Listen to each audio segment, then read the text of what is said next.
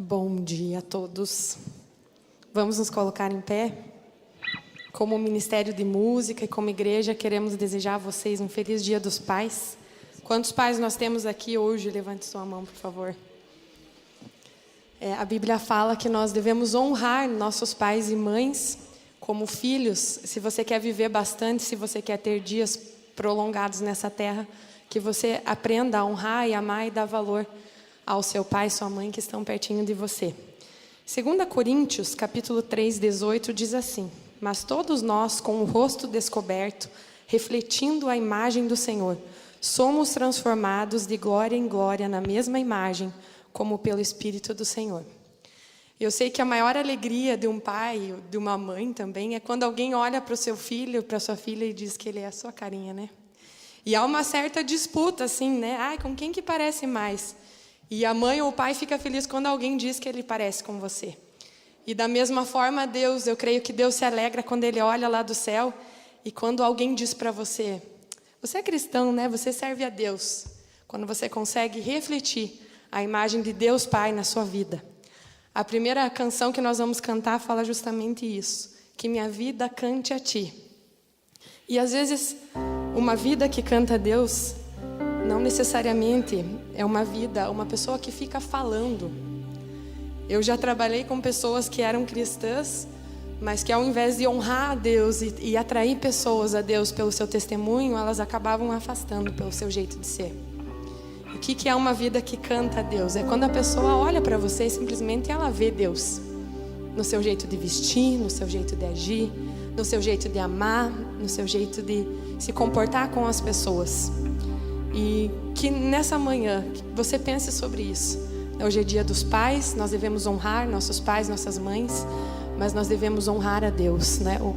Nós temos ministrado como a igreja que nós somos pequenos Cristos. Que você seja essa luz, que você, com o rosto descoberto, você possa refletir a imagem de Deus Pai aonde você estiver. Na escola, como advogado, como professor, como administradores, como músicos, enfim, como tantas profissões e tantos lugares, como médicos, como enfermeiras, tantas profissões que Deus possa ter colocado, né? Pessoas que têm negócio próprio, salões, enfim, que Deus seja a referência e que as pessoas possam ver o brilho e o amor de Deus Pai na sua vida. Amém? E que você cante essa canção com o coração aberto e que você faça valer isso durante a semana, durante cada dia, que a sua vida cante esse amor aonde você estiver. Amém?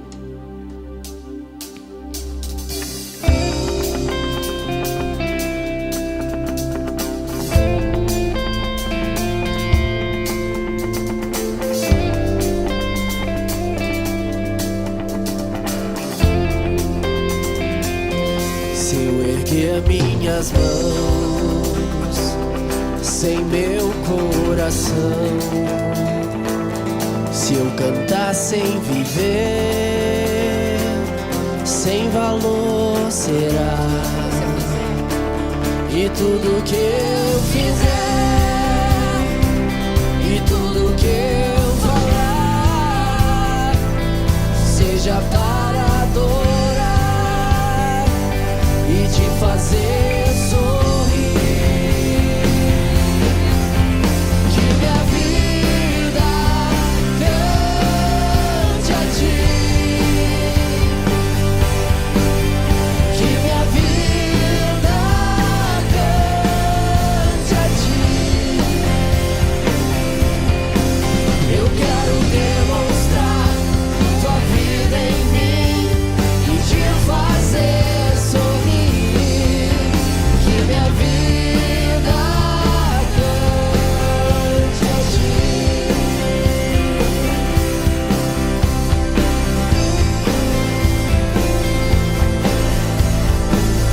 Você pode oferecer a sua vida em sacrifício e amor a Deus essa manhã? Minha vida te dou, sacrifício sou. Eu quero anunciar o Teu grande amor. E tudo que eu fizer, e tudo que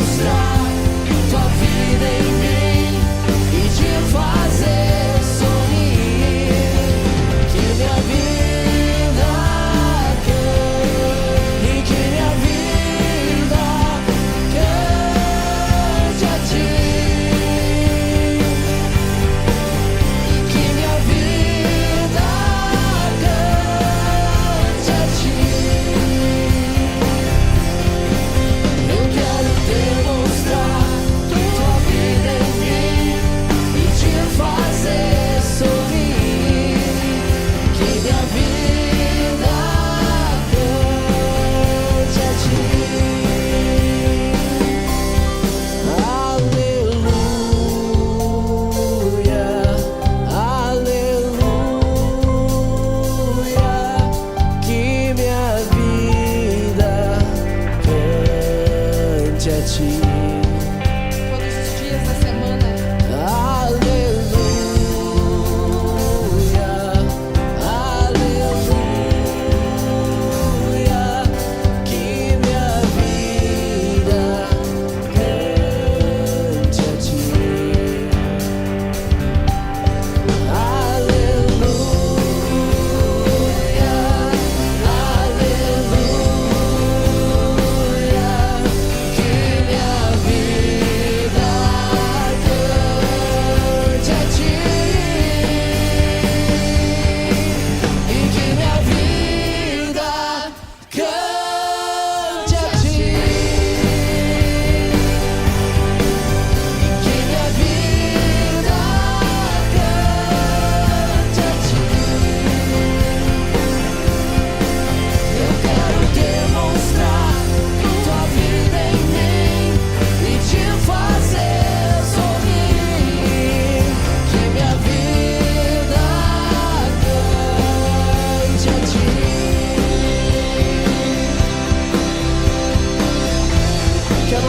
Cante a ti, Senhor, eternamente.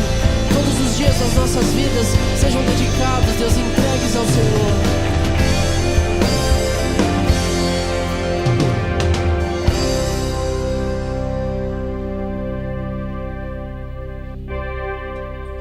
Nada é impossível a esse Deus.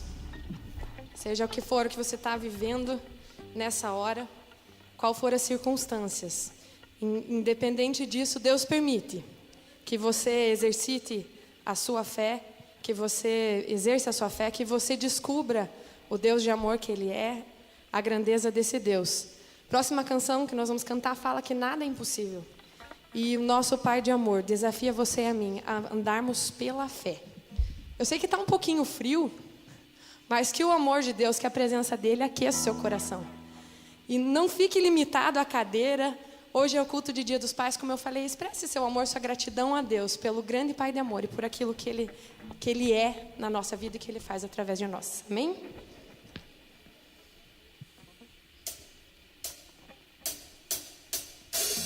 Em ti eu tudo posso e não há limites.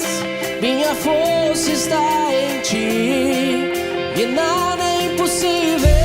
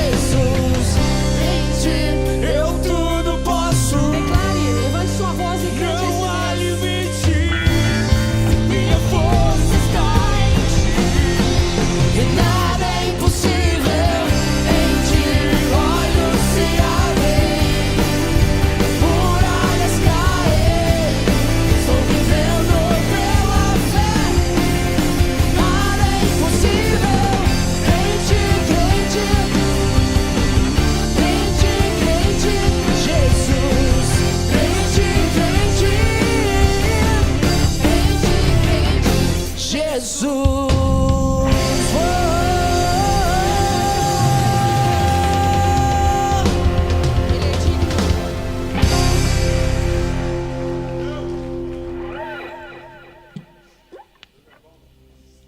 Durante a nossa próxima canção, você que separou o seu dízimo e a sua oferta, traga ele em gratidão, porque ele é o teu Pai de amor. O amor dele não falha, o amor dele é impressionante, o amor dele vai além de tudo. Mesmo quando nós somos falhos, mesmo quando erramos, ele continua nos amando. E através do seu dízimo e da sua oferta é outra forma de você expressar a sua gratidão a Deus. Amém?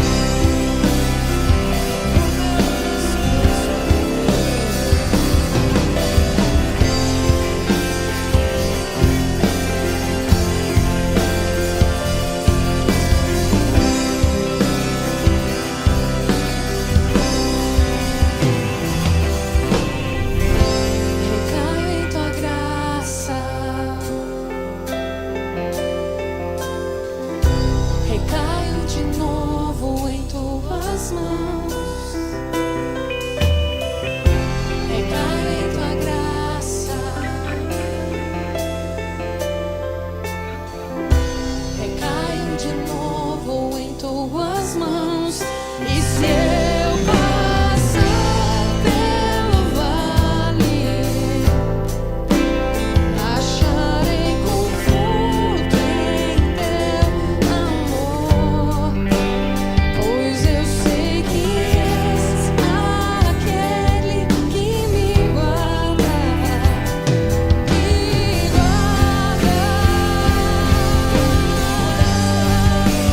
Em teus braços é o meu descanso. Em teus braços é o meu descanso. Em teus braços é o meu descanso. Em teus braços é o meu descanso. Em teus braços é o meu descanso. Em teus braços é o meu descanso. Somente a igreja, somente as vozes cantando. Em teus braços é o meu descanso. Em teus braços é o meu descanso. Levante os seus braços ao trono de Deus. Receba o abraço de Deus Pai nessa manhã. Braços é o meu descanso. Em teus braços é o meu descanso. Em teus braços é o meu descanso. Senhor, derrama do teu amor, Pai. Que cada um que adentrou nesse lugar possa sair daqui impactado pelo teu amor, pela tua presença. E que receba um abraço do Senhor nessa manhã, Pai. Posso sentir o teu toque de amor, Pai, o teu toque de paz, de cura. Pai, nós sabemos que tu és aquele que nos guarda, Deus, aquele que protege, aquele que nos ama incondicionalmente, Deus. Visita a tua igreja nessa manhã, Pai. Derrama do teu amor, Pai.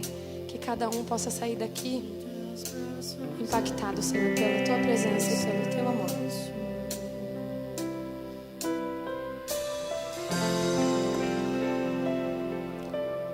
É nos braços do Senhor que nós encontramos realmente conforto, cura, graça, misericórdia, restauração, renovo. É nos braços do Senhor que as saudades dos papais que não estão mais junto com a gente, para a gente poder abraçar, ela é tratada, essa saudade é tratada nos braços do Pai Supremo, do Pai Perfeito, do Pai que inspira, do Pai que ama, do Pai de toda a graça. É nos braços do Senhor. Amém? Como a Elaine declarou aqui, que a gente possa receber esse abraço, e que esse abraço traga a renovação que você precisa nesta manhã, o alento, o aconchego do colo de pai que você precisa nessa manhã. Amém? Senta um pouquinho.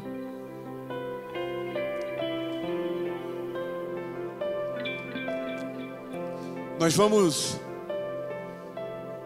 mesmo que tenha um apelo comercial esses dias que a gente vive e chama de Dia dos Pais, Dia das Mães, vários dias, a gente sabe que existe todo um apelo comercial por trás disso, mas vale a pena a gente aproveitar esse tempo para poder afirmar algumas coisas, para sedimentar algumas coisas, e até para não deixar passar batido coisas que no dia a dia nós nos esquecemos.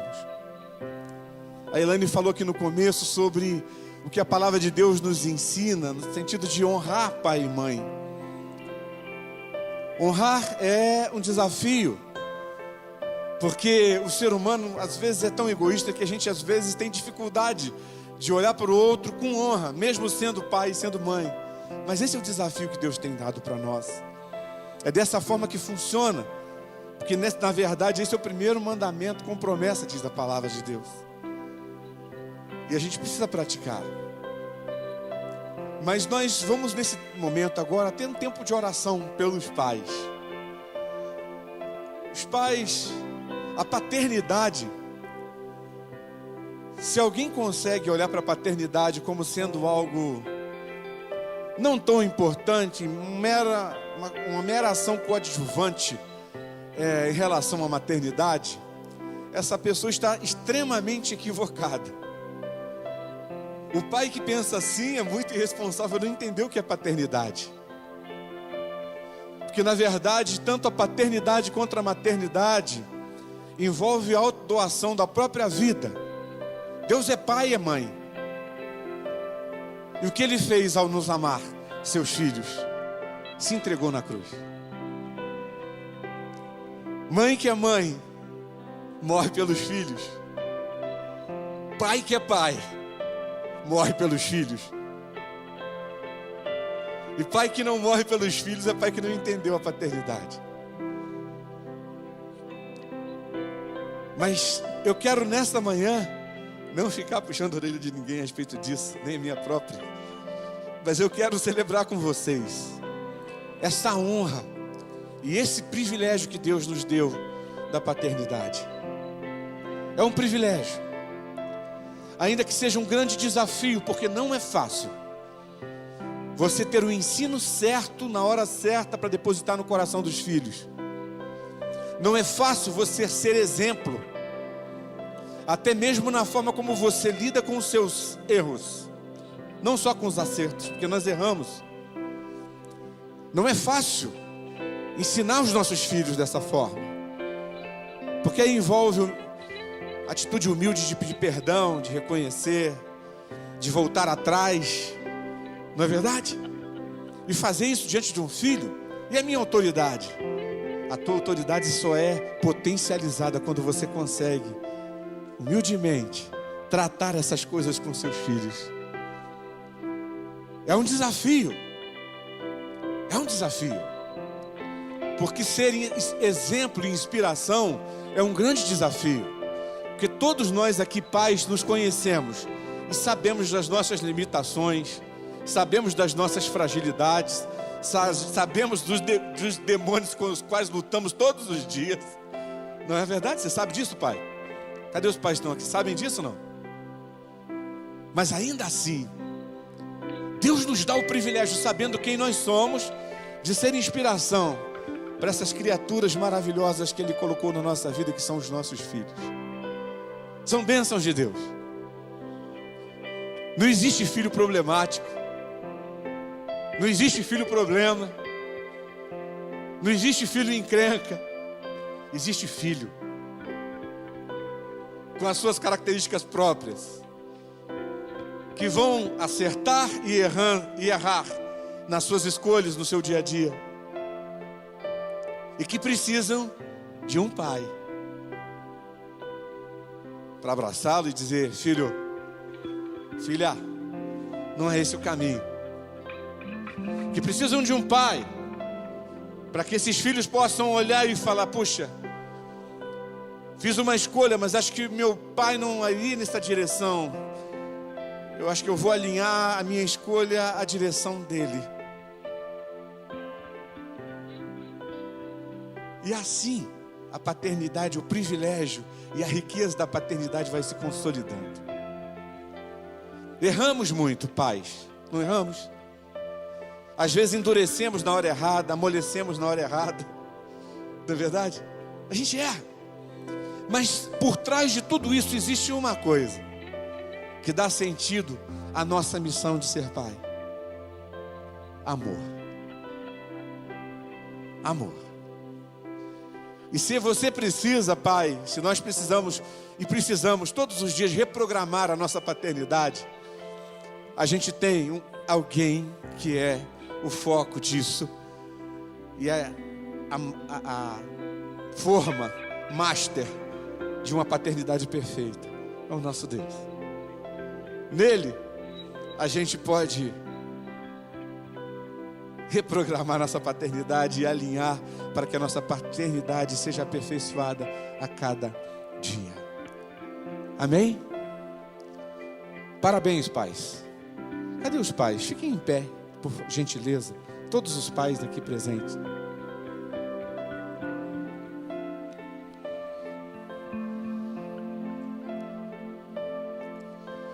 Olha que coisa linda. Só gente bonita. Esses homens são tudo bonitos, de valor.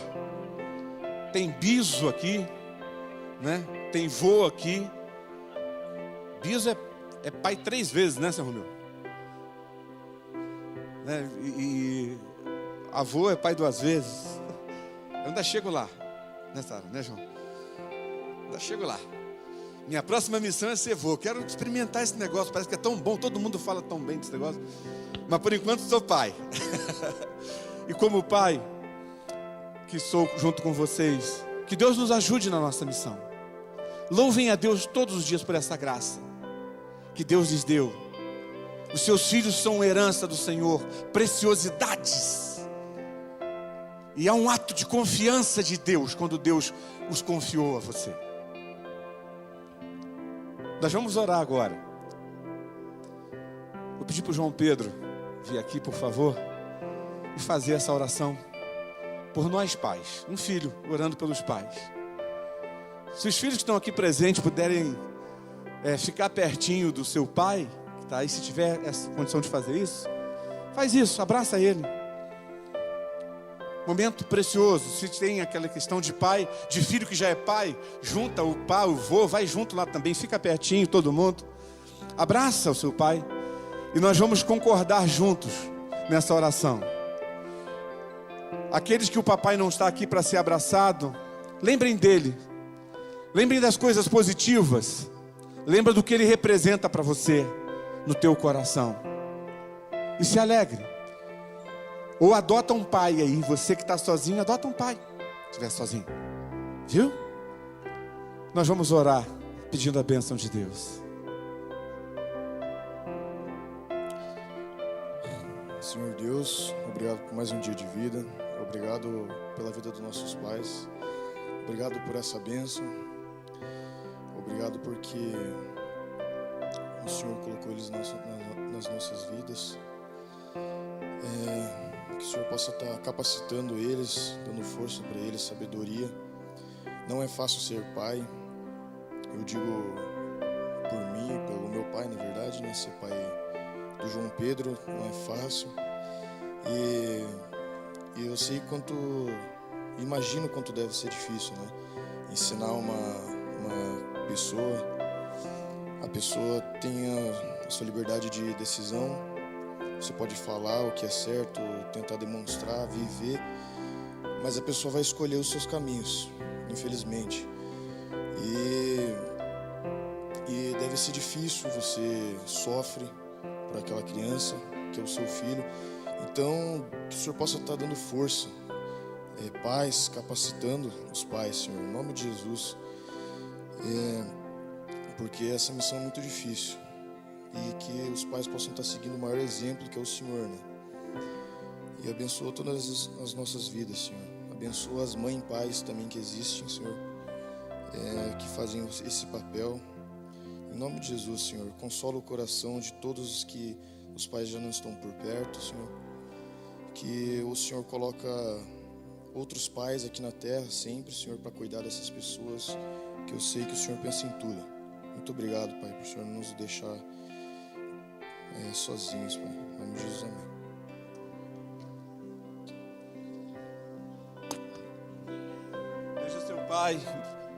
Deixa seu pai, abraça e oferece um aplauso. Vamos aplaudir em homenagem aos nossos papais.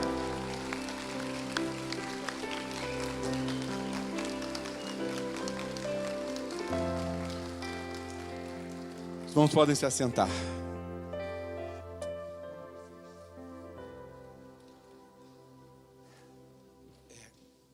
André.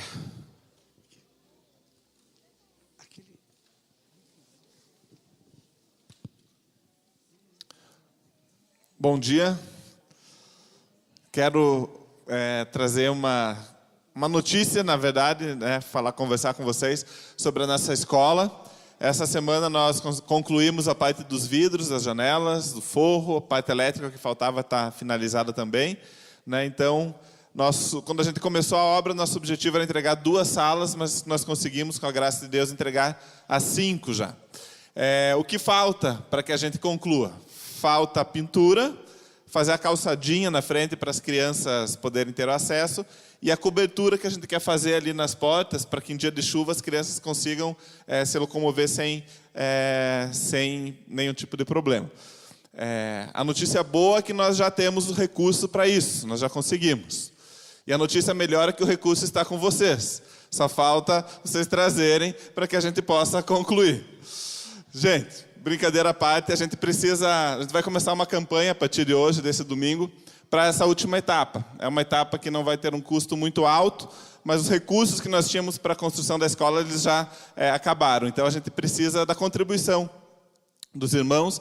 E como é que você pode contribuir? Você pode contribuir procurando a Eliane no final da celebração, durante a semana, e trazendo uma oferta para isso. E uma outra maneira, no dia 15 do próximo mês, a gente vai fazer um bazar também com o intuito de levantar dinheiro para a finalização da escola. Esse bazar pode trazer de tudo que você tiver. Ontem a gente conversou com a moçada já. Pode trazer roupa, pode trazer eletrônico. Se você tem uma ninhada de cachorro que vale alguma coisa, pode trazer o cachorrinho para vender também. Pode ser bem criativos, pode pensar. E uma coisa que eu falei para eles e que eu estou fazendo, às vezes tem algumas coisas lá na nossa casa que tem um certo valor, uma coisa que você não vai se desfazer de uma maneira aleatória, tão simples, mas você não usa mais. Então, presta atenção, lá tem às vezes um computador que você não usa mais, tem um instrumento musical que você usou, que você tentou aprender e não aprende. Às vezes você tem 4, 5 baixos na tua casa e só toca com um de cada vez, né? Guitarra, violão, né? Então, assim, o que Deus falar, o pai tem uma ideia. Não pode. As mulheres do Ceará queriam trazer os maridos porque elas não usam mais, mas não pode, tá bom? Não adianta trazer os maridos do Ceará. Gente, dá uma olhada com carinho lá, já pode ir trazendo as doações, né, para a gente ir acumulando. Então, ou você traz uma oferta para procura a Eliane, ou então dá uma olhadinha com carinho lá. Sempre tem alguma coisa que para você não serve e serve para alguém, né? E dessa maneira a gente pode contribuir também. Queria convidar vocês que no final da celebração passem lá olhar como ficaram bonitas as salas, os banheiros, está tudo ficando muito bonito, muito caprichado. Então, no final da celebração, deem uma olhadinha lá. Isso também é uma maneira de você se animar ainda mais com esse projeto. Cadê as nossas crianças de 2 a 12 anos? Crianças, gostei da sua blusa, cara, achei bonita. Olha do meu menino lá, do Pedro, olha que bonito também.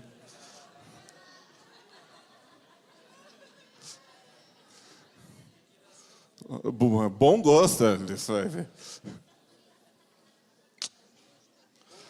Bom gosto, isso aí.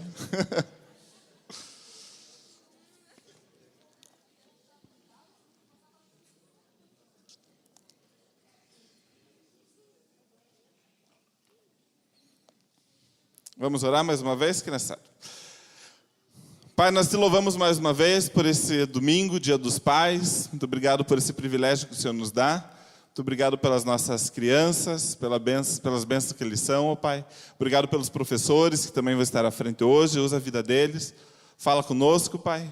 Usa a vida do pastor Celso também, que vai trazer a palavra, em nome de Jesus. Amém. Vamos lá, pessoal, caminhando para a sala.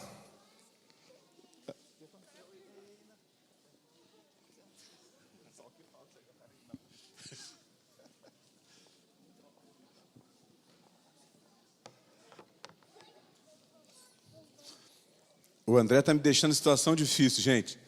Fiquei sabendo que domingo ele veio pregar de terno. Não sei qual a intenção dele com essas atitudes assim, entendeu? Mas, oi? A próxima eu até bom, isso vai ser surpresa, né? Deixa ele surpreender vocês. Queridos, vamos estudar a palavra de Deus? Nós estamos numa maratona a respeito das parábolas de Jesus Cristo, estudando e meditando e aprendendo tantas coisas, porque as parábolas foi a forma que Jesus Cristo encontrou de trabalhar de forma muito prática os ensinamentos que ele queria trazer. Ele usa situações da realidade, do dia a dia, do cotidiano, para aplicar o ensino que ele quer trazer. E nós vamos conversar um pouquinho hoje sobre o texto que está em Lucas 12, Evangelho de Lucas, capítulo 12, de 13 a 21. Lucas 12, de 13 a 21.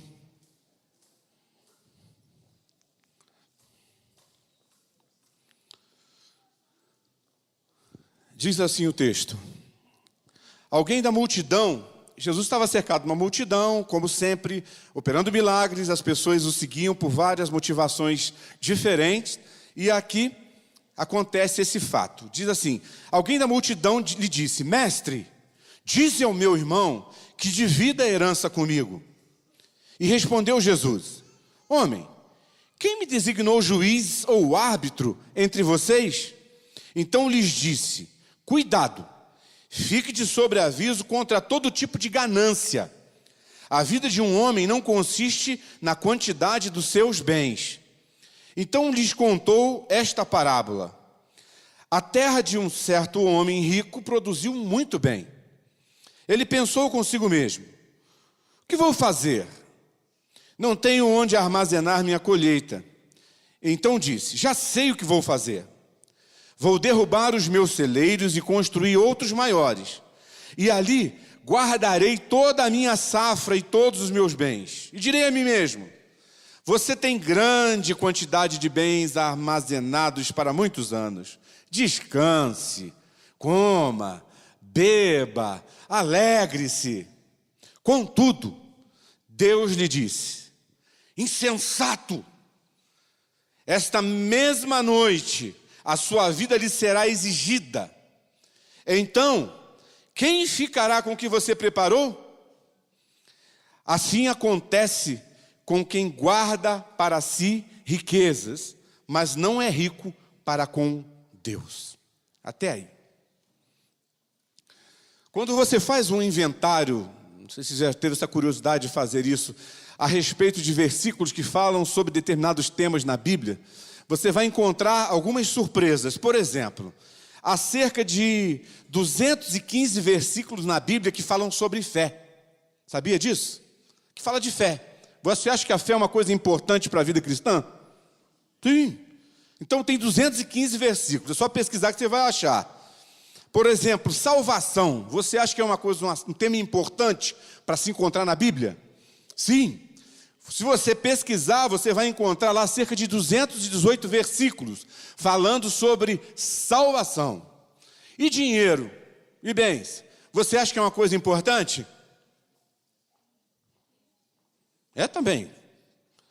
Sabe quantos versículos você encontra na Bíblia falando de dinheiro e de bens, de posses? 2084. Muito mais do que sobre salvação, muito mais do que fé, nós encontramos tanta fala sobre o dinheiro, porque na verdade o dinheiro é a única coisa que tem potencial no universo para se tornar Deus no nosso lugar e assumir o lugar do Deus verdadeiro na vida de um ser humano. Mas nós vamos conversar um pouco sobre isso. A parábola de hoje aborda também esse tema, vai falar de bens e vai falar de dinheiro. E esse diálogo aqui, é interessante que a gente fez a questão de voltar, não contar só a parábola, mas voltar um pouquinho, porque é esse diálogo que Jesus tem com alguém aqui, com uma certa pessoa que estava na multidão, que dá a direção e que justifica a parábola que Jesus vai contar, que a gente vai estudar hoje. Naquela cultura, o primogênito, ele ficava com pelo menos 40% da herança. Ficou feliz, hein, André? 40% da herança, e o resto era repartido entre os outros irmãos, e normalmente as famílias eram grandes, então o primogênito se dava muito bem, era uma questão cultural, e ele que tinha a missão de distribuir com justiça, de acordo com a lei, o restante da herança para os outros irmãos. E nesse texto aqui aparece dizendo o seguinte: manda o meu irmão dividir a herança comigo. Dá a impressão, no primeiro momento, que é o mais novo, né? Que viu ele levar o mais velho levar a maior parte, falou: pô, não é justo, manda ele dividir comigo, meio a meio pelo menos, Senhor. Jesus não era juiz da vara de família para julgar essas questões, e ele disse, olha, isso aqui não é um assunto que eu tenho que tratar. Quem me elegeu, me colocou como autoridade sobre a vida de vocês, sobre esse assunto? Mas quando ele se recusa a responder, ele já está dando um sinal, muito mais do que dizer assim, olha, não entendo disso, não é minha responsabilidade, eu estou fora. Mais do que isso, Jesus já está deixando claro que o acúmulo de dinheiro e de posses não são importantes para se conseguir a vida, ou para se conseguir a plenitude da vida, para se conseguir a felicidade na vida. Ali na postura dele, ele já começa a confrontar a ganância que normalmente domina o coração humano. É assim? Estou exagerando nisso que eu estou falando, gente? E é por isso que na sequência dessa conversa ele conta essa parábola. E na parábola Jesus é bem contundente e é radical. Ele diz, olha, o acúmulo de dinheiro e bens na vida terrena não são importantes. Não coloque o coração de vocês nisso. Não é isso que deve determinar a existência de vocês. Ganhar dinheiro, acumular bens. E aí, para ensinar e trazer esse ensino, a forma como ele discorre essa parábola, ele já deixa para a gente duas economias distintas. Uma primeira, é a economia do acúmulo egoísta. Para mim, eu guardo. E a outra é a economia do amor e da solidariedade. É aquela que compartilha. Adquiro bens, acumulo bens, mas para repartir. Tem uma função comunitária, tem uma função social. Percebe? Não é só guardar. E Jesus aproveita nessa conversa que ele teve aqui, esse assunto da herança, para deixar bem claro isso.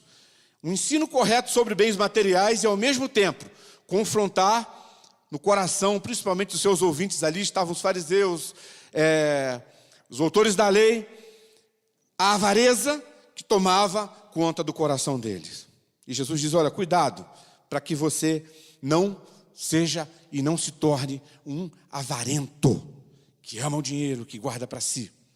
E quando ele começa a falar desse agricultor rico, a fala do agricultor já deixa evidente o seu coração, porque diz que ele para conversar consigo mesmo e fica falando consigo mesmo, olha, colhi muita coisa, eu estou prosperando, o que eu vou fazer com isso? Ele poderia tomar várias decisões, mas ele usou tanto pronome possessivo, porque ele diz assim, os meus frutos, os meus celeiros, os meus produtos, os meus bens, a minha alma, ou seja, tudo é meu. Isso mostra o coração dele. Essas falas, elas passam a ideia de alguém totalmente ensimesmado, voltado para si. Ele tinha uma preocupação na vida apenas. Eu mesmo. Eu comigo mesmo. E ponto final. Ele teve uma grande conquista. Ele já era rico, diz o texto, mas ele teve uma grande conquista, uma grande colheita. Mas ainda assim, a reflexão que ele faz para tomar decisão em relação àquilo que ele havia ganho é voltado somente para si. Nessa declaração dele, quando ele começa a falar meu, minha, meu, para mim, a família fica de fora. Não há menção da família, não há preocupação. Como ele era muito rico, ele deveria ter um administrador e uma boa equipe de gestores ali trabalhando com ele. Essa turma não entra na conta dele também. Ele está pensando, para mim, é meu. E muito menos a comunidade ali, o bairro, a cidade onde ele estava inserida, a vila, a aldeia. Ele não se preocupava com o que estava acontecendo à sua volta. Ele decide, conscientemente, por sua própria conta, e convida a si mesmo. Desfruta dessa vida boa que eu estou proporcionando para você. É você. Só que, ao contar a parábola, Jesus deixa claro que esse discurso proferido por esse homem e a forma como ele elabora esse projeto de acúmulo, de vida festiva, de forma egoísta, ele é interrompido por uma avaliação negativa. Alguém brada, e ali diz que no texto que é Deus, louco! Chama ele de louco. Essa noite, você vai morrer. É o que o texto está dizendo. E o que você tem preparado para quem será? A pergunta que talvez fosse melhor colocada assim: quem ficará com o que você preparou? Você correu tanto atrás de bens, de dinheiro, acumulou tanto e chama a si mesmo para uma celebração, só que você vai morrer hoje. E morrendo, quem vai desfrutar disso que você preparou? Segundo o texto, é o próprio Deus que fala e denuncia isso. Na verdade, aqui quando ele fala desse, aparentemente parece um juízo de Deus. Pô, cara, você vai morrer. Você passou a vida toda preocupado só com dinheiro, acumular bens, você vai morrer. Mas aqui, muito mais do que um juízo, há uma proposta de vida por trás desse ensino, dessa declaração, dessa pergunta. A proposta de vida é o seguinte: existe uma vida diferente dentro do propósito de Deus, que é uma vida pautada pelo amor. E na vida pautada pelo amor, se você acumula, você reparte. Entendeu?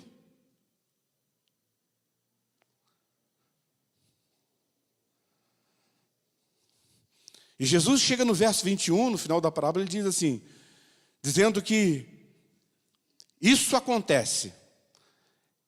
Ou seja, perder a vida e não desfrutar dos bens na vida das pessoas que são ricos para si mesmos e não são ricos para com Deus. E o que é ser rico para Deus?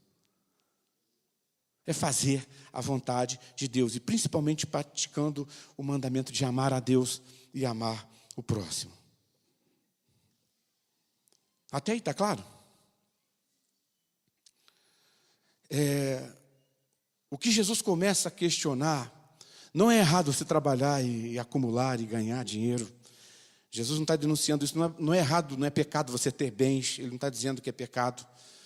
Mas ele diz que na vida de um cidadão do reino dele, e é o que ele estava falando, ensinando os seus discípulos, a sua comunidade de discípulos, não cabe um acúmulo egoísta, visando apenas o benefício próprio.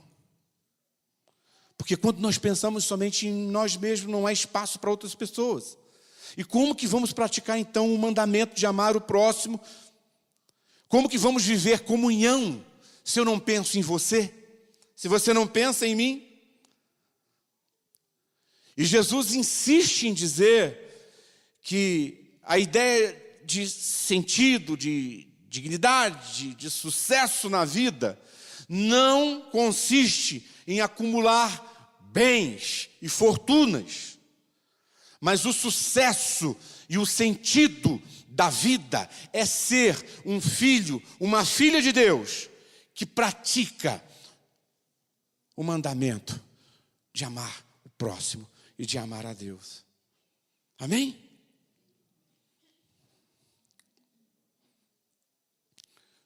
O que nós podemos aprender aqui com esse texto? Por que Jesus insiste tanto nesse tema, dinheiro, acúmulo de riqueza, acúmulo de bens? Como eu falei aqui no começo, nada, gente, preste atenção nisso, nada tem o potencial de substituir Deus em nossa vida como dinheiro. Reflita sobre essa frase. Nada. A pessoa pode ter problema com várias outras áreas da vida, mas nada tem uma força tão grande para se tornar Deus em nós como o dinheiro, como posses, como bens. E isso tanto na vida de quem tem, como na vida de quem tem pouco, e como na vida de quem não tem nenhum. Porque às vezes não se tem o dinheiro, mas se ama o dinheiro. Às vezes tem pouco dinheiro, mas ama o dinheiro. Às vezes tem muito dinheiro, ama o dinheiro. Eu creio que a palavra de Deus dedica tanto tempo e tantas partes de si mesma para poder falar e tratar desse tema, porque o dinheiro é o maior ídolo no coração dos seres humanos. É o maior ídolo. A gente se preocupa, às vezes, com a idolatria sempre linkada à questão de estatuetas que são feitas. Mas, gente, isso é nada perto do poder que o dinheiro tem de se tornar Deus na nossa vida. Dinheiro é dinheiro, não é? Bens, dinheiro o quê? É o meio que você tem para poder comprar coisas, adquirir, pagar os seus compromissos, usufruir de serviços. E bens são bens. Uma casa é uma casa. O teu carro é o teu carro. As coisas que você possui são coisas. Mas segundo as Escrituras, segundo a palavra de Deus, dinheiro ou riquezas e bens acumulados, se são elevados à condição de Deus na nossa vida, se tornam mamon. Se torna mamon. Se o dinheiro, se os bens que temos e possuímos são elevados à condição de Deus, eles se tornam mamon.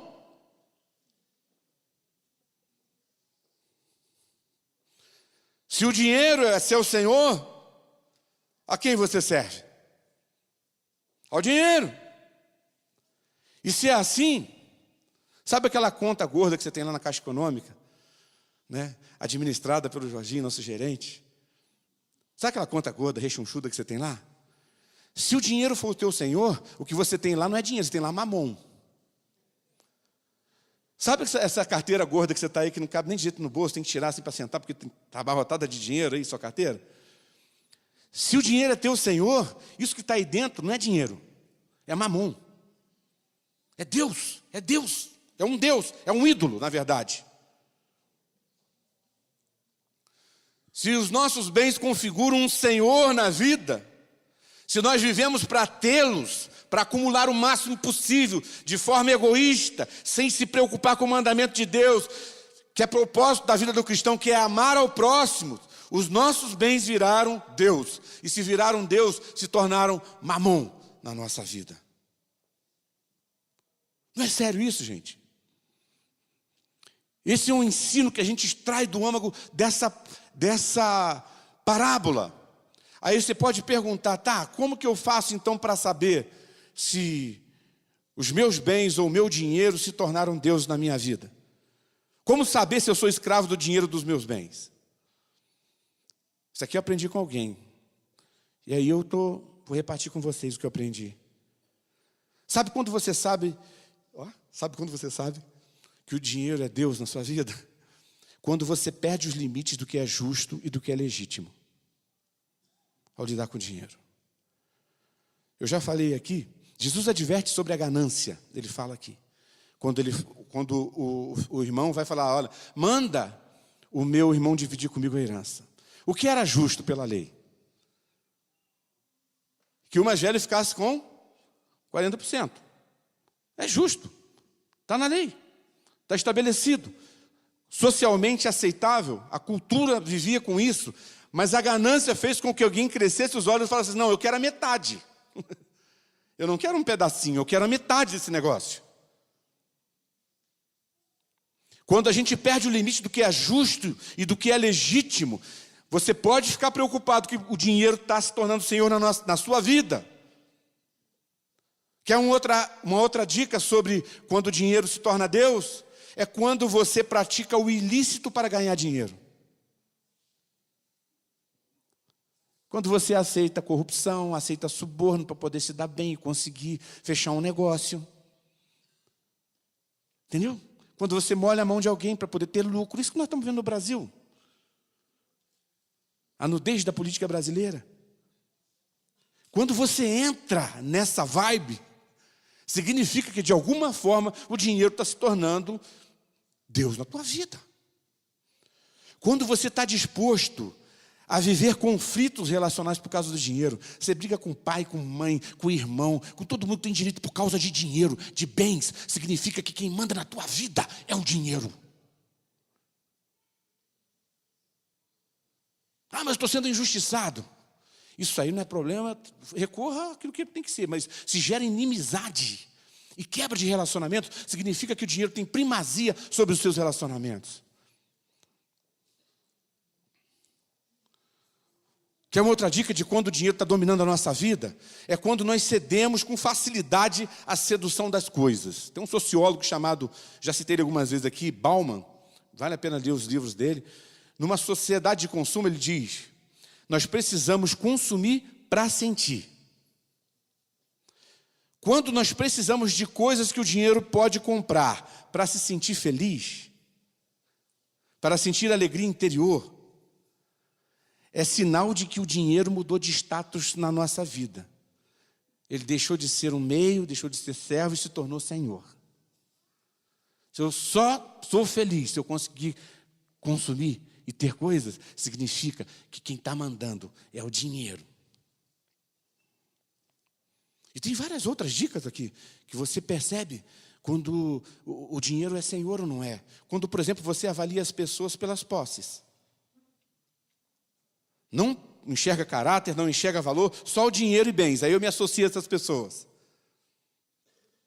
Uma outra coisa, meninas, não fiquem bravas comigo. Mas quando a gente perde a autenticidade por causa da moda.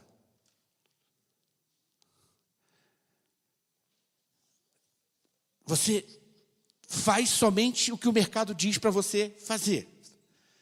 Ser legal é ser assim, é se vestir assim, é andar assim, isso está na moda, e agora que eu ando assim, é na moda, e daqui a pouco você não perde a dimensão do que você está consumindo e gastando por causa disso, e tem que ganhar mais dinheiro para manter aquela aparência. Se tem uma coisa que cria hipócritas, além da igreja, a igreja cria também, a igreja institucional cria muito hipócrita, porque finge que é uma coisa que não é, e não precisa fingir, seja você mesmo. Com as suas falhas, com as suas mazelas, mas uma sociedade de consumo, ela cria muitos hipócritas, porque você começa a fingir que você não é. Tem que aparentar. Porque alguém do meu patamar precisa andar com tal carro. Eu não posso me permitir andar com um carrinho 2009, que está tossindo. Não posso me permitir. Percebe? Uma outra coisa. Eu não sou contra a aposentadoria, tá? Os aposentados aqui, meus queridos amigos. Mas quando o único sonho que a gente tem na cabeça, mostra que o dinheiro está tomando conta do nosso coração, é quando que o único sonho que a gente tem é o sonho da ociosidade. Eu vou ganhar, porque eu quero parar de fazer tudo, quero viver a ociosidade. Sabe? A ociosidade não pode ser o fim, gente. O meu pai, com 80 anos, tem uma banda. Uma banda. Cavaquinho, bandolinha, acordeon. Visita as igrejinhas no meio da roça, no interior, numa combizinha que balança para lá e para cá. E prega o evangelho. Porque não tem aposentadoria, não dá para aposentar. Claro, ele aposentou no trabalho dele. Mas o fim último não pode ser a ociosidade. O fim último é... Quanto mais eu tiver, mais eu reparto. A justiça que a gente espera não vai vir dos políticos, dos governos, das leis de um congresso corrupto, vai vir da minha atitude no dia a dia. É trabalho de formiguinha. É por isso que se a igreja descobrisse que ela precisa praticar o que é reino e se tornar demonstradora do reino, a justiça que nós esperamos que os políticos produzam, nós já estaríamos produzindo há muito tempo. Mas nós não conseguimos produzir. Porque nós não entendemos, entramos no curso desse tempo de acumular para nós mesmos.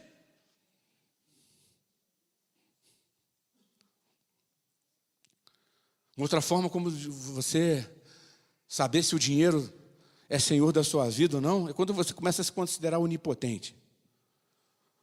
Não consegue mais nem conviver com fracasso, com frustração. Não pode. E aí eu vou usar o dinheiro de alguma forma para me impor, porque eu não posso aceitar que eu fracassei em alguma coisa. Afinal da conta, eu tenho condição de bancar, de pagar isso. Já me perguntaram uma vez, qual o seu preço, Celso? Me perguntaram. No ambiente eclesiástico. Meu preço é o sangue de Jesus, já pagou e está resolvido. Não quero mais nada desse negócio aí, não. Estou fora. Ó, vazei dessa conversa que eu estava lá. Isso aí não é conversa de Deus, não. Você percebe que o dinheiro é Senhor e está se tornando Senhor da sua vida quando você acumula sem propósito. 1 Timóteo 6 diz assim que Deus nos dá o dinheiro para nos alegrarmos, amém? É bom? Se alegrar. E para ajudarmos os outros. Tem um propósito. Eu já falei aqui que a igreja de Atos, que a gente admira tanto, mas que não é um modelo perfeito de uma igreja para ser seguido, é simplesmente o início, e onde uns princípios estão muito visíveis ali. Ali não havia ninguém tão pobre que passasse necessidade, e ninguém tão rico que sobrasse a ponto de ficar só na mamata. Por quê? Havia uma consciência dessa questão da partilha.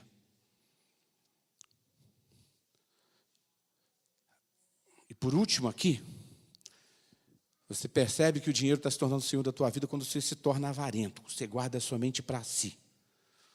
Sabe assim, aquela coisa assim? Sai com os amigos para poder fazer um lanche. Esqueci a carteira. Mas, na verdade, não esqueceu nada. É para economizar e não ter que pagar a conta. Nem rachar com os amigos. Depois eu pago. Depois eu pago. Não tenho o prazer de compartilhar. Né? E aqui é até importante a gente estabelecer a diferença entre ambição e ganância. Jesus denuncia aqui a ganância. Porque a ambição, ela é boa, não é boa? Se você não tem ambição, você não sai do lugar. Concorda comigo ou não? A ambição te leva a desejar conquistar algo. Então você melhora no trabalho, melhora a tua formação, você procura outros caminhos. Isso é saudável. Agora, o que é ruim, negativo e que Jesus denuncia aqui, e que tem a ver com o cerne dessa mensagem que nós estamos estudando aqui, é a ganância. Porque a ganância é querer mais só para si. Na ambição, você é ambicioso, você conquista, e se você é movido por ambição, mas pensando no todo, pensando na partilha, pensando no compartilhar, pensando em servir aquilo que o mandamento de Deus, de amar o próximo, nos diz, isso é saudável. Mas a ganância é pecado. E uma outra coisa, por último, agora essa que é a última, desculpa. É que eu sempre falo que tem a última e sempre tem mais uma depois da última. Você percebe que o dinheiro se tornou senhor da tua vida quando você se torna indiferente ao pobre. Pensa nisso. Quando você não se importa com o pobre. Quando o pobre se torna uma mera paisagem com a qual você lida todos os dias. Está na rua. Tem que ter alguém na rua para a gente enxergar e poder lastimar lá no Facebook. O STF com aumento de 16% e recebendo não sei quantos mil de auxílio moradia e tanta gente dormindo na rua. A gente precisa disso para poder argumentar e mostrar no Facebook que a gente é tão... né? Mas às vezes não tem sensibilidade nenhuma. Que se dane o pobre. Não vou me mover para ir na direção de pobre coisa nenhuma. Essa indiferença em relação ao pobre, ela mostra que o nosso coração se tornou escravo do dinheiro. Aí crente tem um monte de desculpa. Isso não é meu ministério, não é minha vocação. Safado sem vergonha. Está arranjando desculpa. Tudo bem, tem coisas que talvez você não faça. Mas se importar, viver com o coração apertado, decidido a não aceitar a pobreza, a miséria que massacra tantas pessoas e coloca as pessoas em condições subhumanas, vivendo subvida. Eu não posso aceitar isso com passividade. Amém? Então chega de argumento para dizer que o dinheiro é Senhor. Como nós falamos aqui, para ter dinheiro ou bens como Deus, não precisa ser rico. Existem pobres, economicamente falando, que são gananciosos, e mais gananciosos, às vezes, do que muito ricos. Jesus deixa claro que para resolver isso é necessário resolver aquela equação que envolve o tesouro e o coração. Ele diz: onde estiver o teu tesouro, aí estará o quê? O teu coração. E a pergunta que eu faço para mim e faço para vocês aqui nessa manhã: onde está o teu tesouro? Onde está o teu tesouro? Onde está aquilo que tem valor para você, a tua riqueza? Onde está? Onde está o que você valoriza?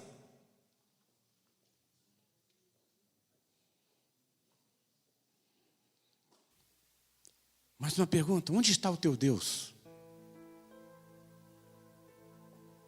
Onde está o teu Deus? Porque aí estará o teu coração. Trabalhe. Trabalhe.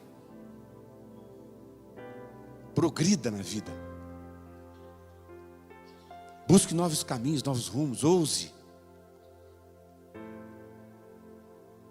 Ganhe. Mas não seja ganancioso. Entenda que para um filho, uma filha de Deus, existe um propósito.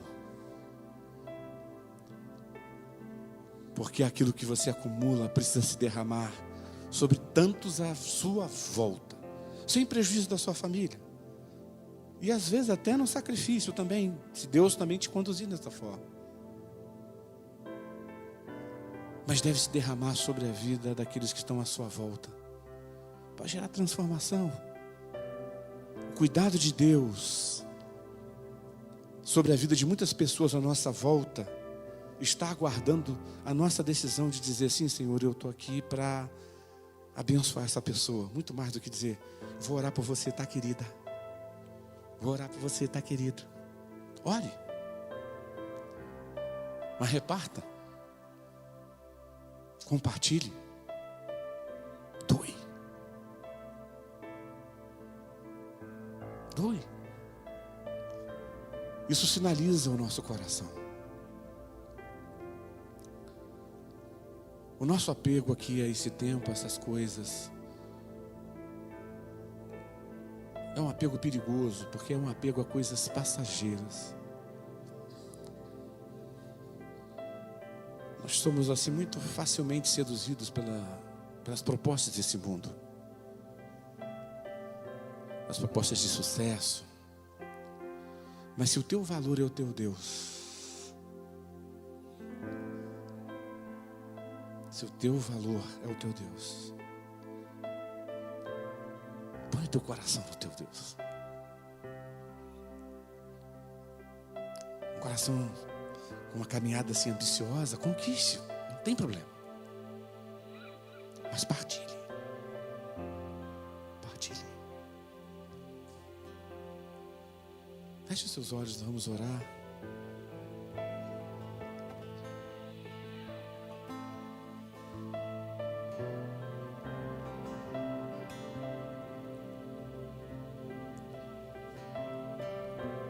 Ele me falou aqui no começo desse culto que, quando cantou aquela música, a primeira canção, Minha Vida Cante a Ti, que as pessoas precisam enxergar em nós. A gente vai repetir aqui juntos esse refrão: em meu ser, seja exaltado aqui, seja exaltado no amor. Ou seja, a declaração é a seguinte: seja exaltado aqui nessa reunião, seja exaltado aqui na minha vida, Senhor, mas seja exaltado no amor, ou seja, na forma como eu amo o Senhor e não o dinheiro, na forma como eu lido com o dinheiro que o Senhor me permite ganhar e acumulo, e com os bens que o Senhor me permite ganhar e conquistar. Vamos fazer dessa declaração Simples, a princípio, mas uma declaração de compromisso com o Senhor, de que é isso que nós queremos. Que o amor de Deus seja visto, seja percebido, sentido através de nós.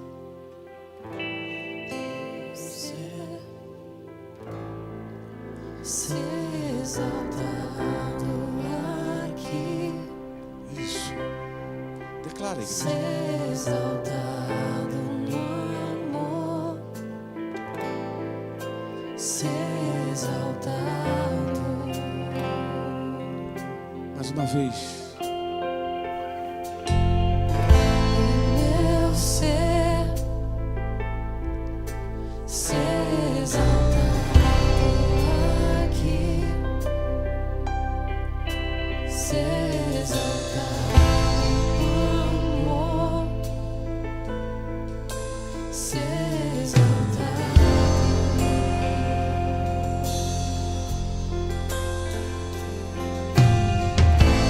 Meu ser Vamos ficar em pé.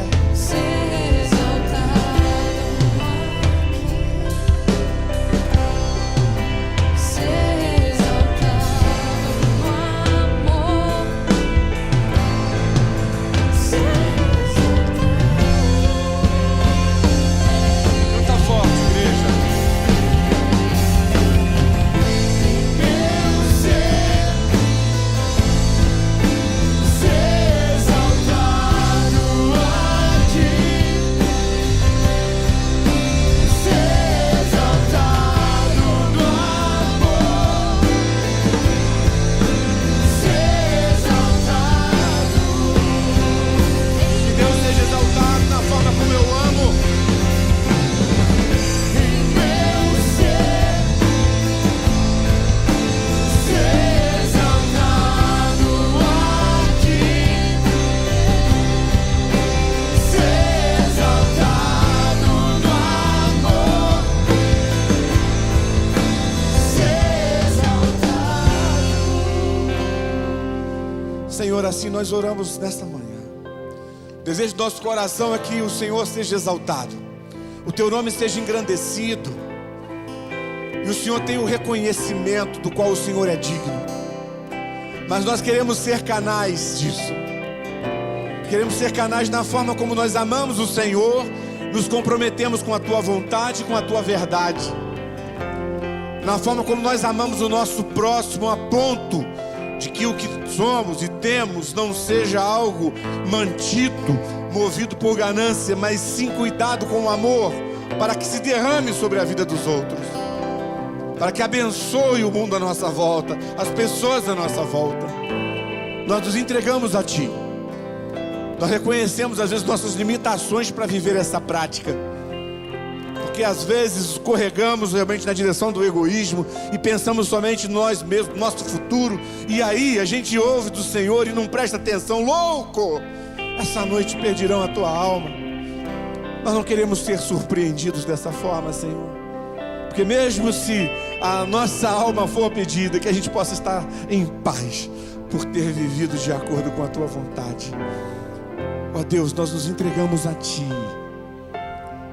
e pedimos a Tua graça em nome de Jesus, e que a graça do Senhor Jesus seja sobre nós como uma chuva boa que encharca os nossos corações e faz dos nossos corações solos férteis, para que possamos produzir a boa semente, a boa planta, a boa árvore e os bons frutos do Evangelho, da Palavra de Deus. Que o amor de Deus, o nosso Pai, que é gentilmente derramado sobre os nossos corações pelo Espírito Santo, transborde, encharcando tudo à nossa volta com o amor de Deus, e que nós sejamos esses canais, e que a presença doce e forte, consoladora e capacitadora do Espírito Santo faça de nós uma igreja cujo tesouro é o Senhor e cujo coração está no Senhor, e que isso possa ser visto à medida que as pessoas à nossa volta são abençoadas e transformadas para a glória do Senhor. Que isso se cumpra sobre nós aqui, povo de Deus reunido, e sobre o povo de Deus espalhado sobre a face da terra, hoje e sempre. Amém. Amém. Deus abençoe, queridos.